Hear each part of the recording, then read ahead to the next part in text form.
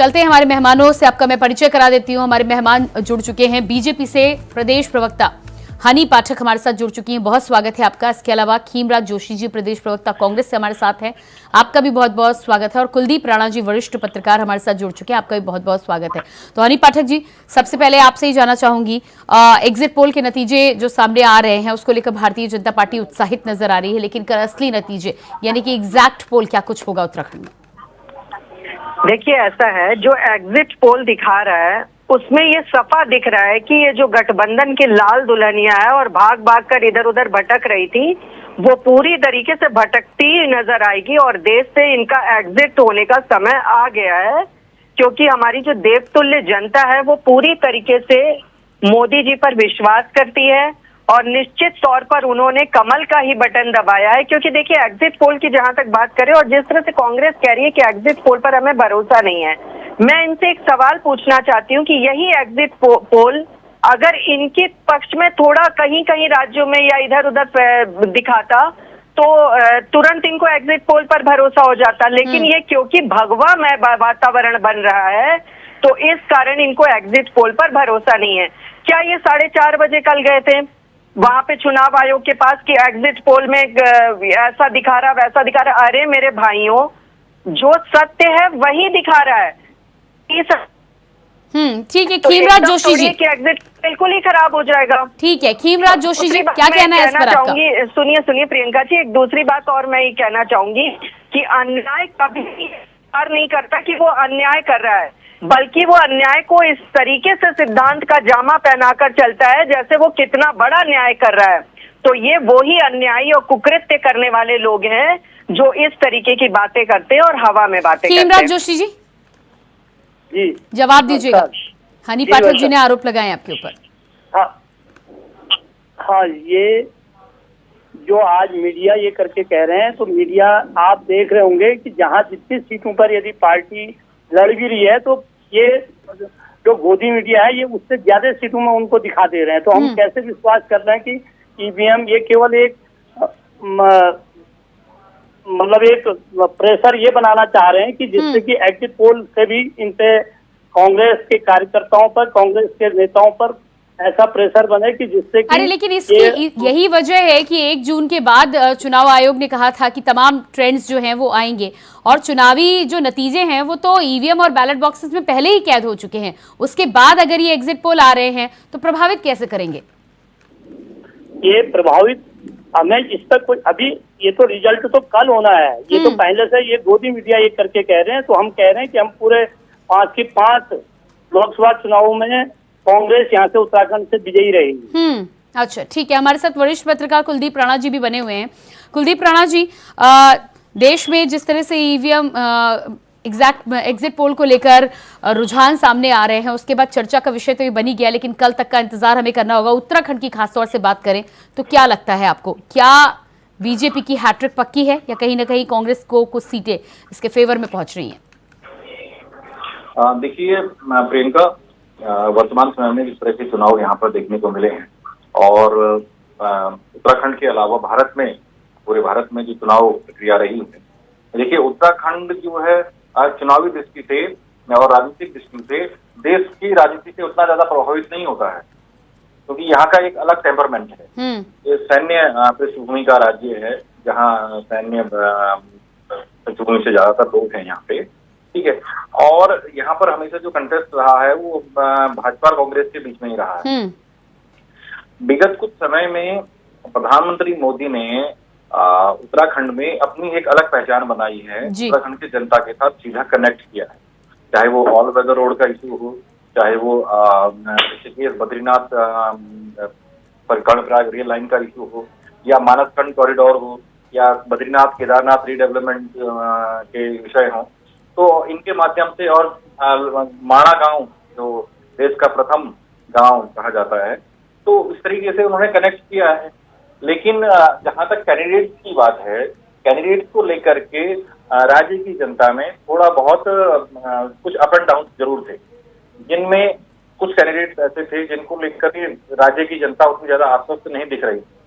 क्या ये up and down फैसलों पर भी प्रभाव डाल सकते हैं, नतीजों पर प्रभाव डाल सकते हैं? कुछ सीटों पर तो ये प्रभाव डालते दिखाई दे रहे हैं। कुछ सीटों पर तो ये प्रभाव डालते दिखाई दे रहे हैं, क्योंकि कांग्रेस के पास कुछ अच्छे कैंडिडेट्स रहे हैं, जिनमें गणेश गोत्याल एक अच्छे बेहतर कैंडिडेट्स हैं, प्रदीप टम्टा एक अच्छे कैंडिडेट हैं। तो ये इस तरीके से इन दोनों को लेकर के थोड़ा सा एक अलग डिफरेंट सा नेचर लोगों के बीच में रहा है, क्योंकि इनका जनता के साथ लगातार संवाद रहा है, चीजों को लेकर के लगातार कनेक्टिविटी रही है ना। वहीं अगर हम हरिद्वार और टिहरी को लेकर के बात करें तो टिहरी का एक अलग नेचर है, क्योंकि वहाँ की जो पृष्ठभूमि है, जिसमें बोलांदा बद्री को लेकर के, टिहरी राजघराने को लेकर के एक अलग दृष्टिकोण है, ठीक है ना। हरिद्वार का जो नेचर है वो थोड़ा डिफरेंट है ना। वहाँ भले ही वो एक धार्मिक नगरी है, लेकिन वो बीजेपी के लिए उतनी फर्टाइल नहीं, लेकिन बावजूद इसके वहाँ जो जातीय समीकरण है वो तमाम सारी चीजों में वोटरों से इतना बटा हुआ है। हरिद्वार की सीट की बात करें तो जिस तरह से दोनों ही पूर्व मुख्यमंत्री आमने सामने हैं, क्योंकि यहाँ पर लड़ाई हरीश रावत और पूर्व मुख्यमंत्री त्रिवेंद्र सिंह रावत के बीच ही मानी जा सकती है, तो क्या लगता है आपको कि कौन से पूर्व मुख्यमंत्री ज्यादा हावी होते नजर आ रहे हैं हरिद्वार की सीट पर? देखिए प्रियंका, हरिद्वार लोकसभा में 14 विधानसभाएं हैं और इन 14 विधानसभाओं में मात्र 6 विधानसभाओं में भाजपा है, ठीक है, जिनमें से 3 विधानसभाएं हरिद्वार लोकसभा की देहरादून जिले में आती है, ठीक है। तो भाजपा की जो उम्मीद है अपनी उन 6 विधानसभाओं से को लेकर के ज्यादा है, ठीक है। वहीं जो हरिद्वार का ग्रामीण क्षेत्र है वहाँ कांग्रेस और बीएसपी का होड़ रहा है, वहाँ कांग्रेस के भी विधायक हैं उस क्षेत्र से और बीएसपी के विधायक भी, ठीक है। उसके अलावा निर्दलीय विधायक भी उन क्षेत्रों में रहे हैं। तो अब देखने वाली बात, चलिए इस पे हनी जी की राय ले लेती हूँ। जी हनी जी, क्या कहना है आपको? देखिए, मैं एक बात कहना चाहती हूँ, हमारे बड़े भाई कांग्रेस के जो प्रवक्ता यहाँ पर बैठे हैं वो मीडिया को गोदी मीडिया बताते हैं और प्रियंका जी साइलेंट हो जाती हैं, क्योंकि इंडिया वॉइस पे भी वही आंकड़े दिखाई दे रहे हैं। देश के सबसे बड़े चौथे स्तंभ को ये कहते हैं गोदी मीडिया, तो इनको तो शर्म आनी चाहिए। और अगर ये मीडिया इतनी गोदी है तो मुझे ये बात बताने का कष्ट करे कि जो ये इतने करोड़ों रुपए ऐड में लगा दिए घी पोंछने वाले डब्बे में, अब की बार कांग्रेस सरकार रोजगार मिलेगा, सिलाई मशीन मिली क्या, हमें तो अब 1 लाख रुपए सीधे बहनों के खाते में आएंगे। तो इसी गोदी मीडिया के न्यूज चैनल के बीच में वो सब ऐड दिखाई दे रहे थे, तब ये क्या देख रहे थे? तब वे गोदी मीडिया तब नहीं थी। भाई जी, जब आपका टर्न आएगा तब बोलिएगा, बीच में प्लीज मत बोलिए। दूसरी बात का मैं इनके जवाब देना चाहती हूँ। देखिए प्रियंका जी, एक मैं सार्थक बात कहती हूँ इनसे और जो धरातल की सत्यता है वो इनसे कहती हूँ। जिस पार्टी को अपने आप पर ही भरोसा नहीं रहा कि वो मोदी को हटा सकता है, उसको बैसाखी का सहारा लेना नहीं, लेकिन हनी पाठक जी, कुलदीप राणा जी कह रहे हैं कि हरिद्वार में टफ फाइट मिल रही है, पौड़ी में टफ फाइट मिल रही है। जवाब दे रही हूँ, let me complete Priyanka ji, मैं उसका भी जवाब दे रही हूँ, कुलदीप भाई की भी बात का जवाब दे रही हूँ। मैं ये कह रही हूँ कि 70 साल से ज्यादा पुरानी पार्टी इतनी विकलांग हो चुकी है कि उसको इस समय बैसाखी का सहारा लेना पड़ रहा है, only because of Narendra Modi ji. तो ये कहते हैं कि हमें जनता को या मीडिया को या किसी को हम पर विश्वास नहीं। अरे भाई, आपको तो अपने आप पर विश्वास नहीं है। तीसरी बात कुलदीप जी की मैं कहना चाहूंगी, जो कुलदीप जी कह रहे थे, देखिए ऐसा है, पुत्र मोह में एक तो पुत्र मोह इनकी वहां पे राष्ट्र की है। राष्ट्र में राहुल गांधी जी को लॉन्च करते करते कांग्रेस फेल पे फेल होती जा रही है, स्टार्टर की तरह उनको यूज कर रही है, लेकिन वो स्टार्टर कोई चखना नहीं चाहता है। तो उसी प्रकार से उत्तराखंड में भी सेम ऐसा हो रहा है। उत्तराखंड में वो अपने बेटे को लॉन्च करते करते कांग्रेस को बिल्कुल खत्म कर दिए हैं। इस बेटा पुत्र मोह के कारण पूरी तरीके से कांग्रेस खत्म हो चुकी है। चौथी बात, मैं इनको एक बात और बताना चाहती हूँ, जो ये बात कर रहे थे कि अरे लेकिन हनी जी, उस पर तो मैं आ जाऊंगी, उस पर मैं जवाब भी ले लूंगी, लेकिन आप ये बताएं, कुलदीप राणा जी जिस तरह से कह रहे हैं कि कई विधानसभाओं में कांग्रेस की स्थिति अच्छी है, उसको लेकर क्या कहना है आपका? देखिए ऐसा है, जिस हिसाब से किस भी विधानसभा में कांग्रेस की स्थिति अच्छी है क्या नहीं है, लेकिन इसका रिजल्ट ये है कि 100% कल 4 जून का जो रिजल्ट आएगा उसमें यही दिखाएगा, 4 जून और विपक्ष गुम। पूरी तरीके से हमारा जो ये नारा था वो धरातल पर नजर आएगा, क्योंकि देश तुल्य जनता ने हमको सराहा है, हमको अपनाया लेकिन है। अनिल बलूनी और पूर्व मुख्यमंत्री त्रिवेंद्र सिंह रावत को लेकर जिस तरह से माना जा रहा है कि स्थितियां यहां पर कांटे की टक्कर बनी हुई है, ऐसे में कांटे की टक्कर कांग्रेस मैदान में है, कांटे की टक्कर दे रही है, ये बात तो आपको माननी पड़ेगी। नहीं, देखिए ऐसा कांटे की टक्कर की जहां तक रही बात, तो ये बात यही लोग उठा रहे हैं कि कांटे की टक्कर है। अच्छा, हम आप नहीं उसको मानते? कांटे की टक्कर नहीं, आप नहीं मानते? बिल्कुल नहीं मानते, बिल्कुल नहीं मानते, क्योंकि जिसका अस्तित्व ही कुलदीप राणा नहीं जी, रहा, उनको अपने ही अस्तित्व पर भरोसा नहीं रहा, उसको हम लोग कैसे उसको कांटे की टक्कर मान के विश्वास करें। लेकिन अरे ये तो पूर्णतः आप मैं कह इस रहे हैं बात ना, पर विश्वास करती विपक्षी हूँ। होने के नाते आप तो ये कहेंगे ही कि उन्हें उन पर भरोसा नहीं है, लेकिन ये फैसला तो जनता देगी ना कुलदीप जी। जनता ने दे दिया है फैसला, कल आपको रिजल्ट नजर आएगा कि डायनासोर की प्रजाति की तरह ये खत्म होते निकलते जाएंगे। कुलदीप जी, मेरी आवाज पहुंच रही है आप तक? कहावत के द्वारा मैं इनको कहना जी। चाहूंगी, गठबंधन की लाल दुल्हनिया भाग भाग कर जाए, एक बारात में 40 दूल्हे, किससे जान बचाए।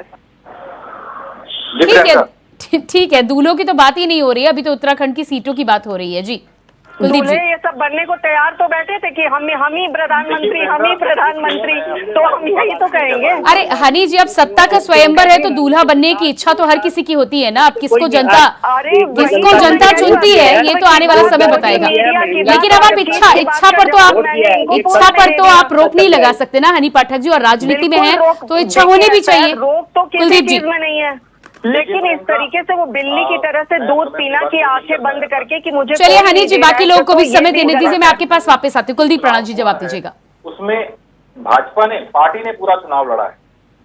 भाजपा के कैंडिडेट्स जो हैं उनको लेकर के कहीं ना कहीं जनता में एक नाराजगी थी, जिनमें टिहरी की जो सांसद रही हैं माला राज्यलक्ष्मी, उनको लेकर के जनता में नाराजगी रही है। ठीक है, उनके प्रति एंटी इनकम्बेंसी थी, लेकिन मोदी के प्रति या भाजपा के प्रति ये एंटी इनकम्बेंसी नहीं रही। ठीक है, इसी प्रकार से हरिद्वार का जो पॉलिटिकल सिनेरियो है वो थोड़ा डिफरेंट है। उधमसिंह नगर का पॉलिटिकल सिनेरियो और हरिद्वार के पॉलिटिकल सिनेरियो में कहीं ना कहीं सिमिलरिटीज है, लेकिन जब हम रेस्ट ऑफ ये दो कॉन्स्टिट्यूंसी से ऊपर जाते हैं चीजें थोड़ा सा बदल जाती।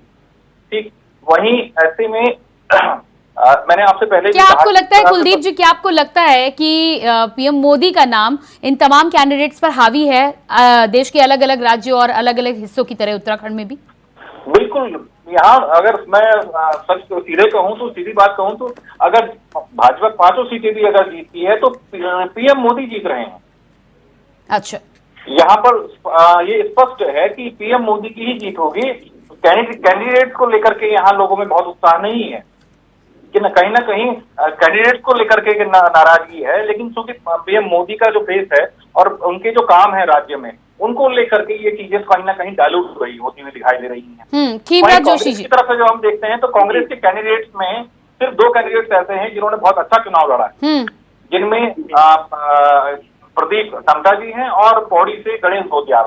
अगर पार्टी गणेश गोदियाल या प्रदीप टमटा के साथ एक पीछे से साथ पूरे तन मन धन से अगर खड़ी होती तो परिणाम बहुत सकारात्मक दिशा में कांग्रेस के लिए हो सकता है। अच्छा, तो आपको लगता है कि कांग्रेस संगठन की तरफ से तभी भी कहीं ना कहीं कोई कमी रह गई?